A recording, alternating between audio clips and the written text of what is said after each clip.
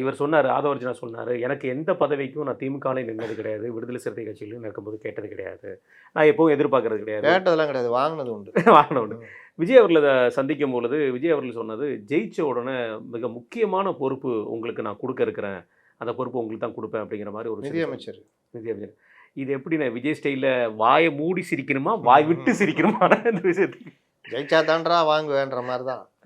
அதாவது அவர் இப்போவே பிட்டை போட்டு வைக்கிறாரு.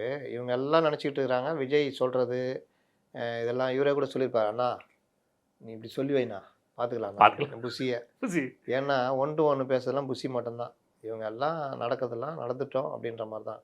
விஜய் எந்த நேரம் வேணாலும் யார் காலை வேணால் வாரி விட்டு போயிட்டே இருப்பார். அவருக்கு அந்த இதெல்லாம் கிடையாது. அவருக்கு தேவை நான் முதலமைச்சர் ஆகணும், அதுக்கு என்ன ஏற்பாடு இல்லையா, வேறு என்ன பண்ணணும், அது போ, அவ்வளோதான். அதில் ஏகப்பட்ட குழப்பம் இவங்களுக்குள்ளே ஓடிக்கிட்டு இருக்குது. நீங்கள் இன்னொன்று ஒரு மைய கருத்து அதில் பாருங்கள், அதிமுக உங்களுக்கு எதிரியா இல்லையா? அதுதான் நான் கேட்க வந்தேன்.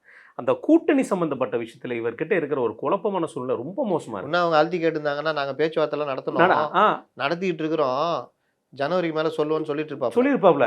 அதை பத்தில சொல்லலாம்ல, ஏன் பேச மாட்டேங்கிற, மௌன விரதம் மாதிரி தான் இதெல்லாம். இல்லை அவங்க கேட்கக்கூடிய கேள்வி சரியான கேள்வி. 3 கேட்டாங்களா கொடி இதெல்லாம் சொல்கிறாங்களாண்ணா, அப்போ ஏன் நீங்கள் மறுக்கலை?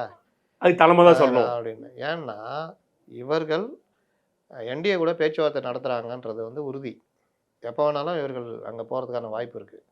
அதனால தான் மறுக்க முடியல பல விஷயங்களை. என்ன கேட்டால் நான் தான் சொல்கிறேன், செங்கோட்டையனை அமைச்சது இவங்க தான்.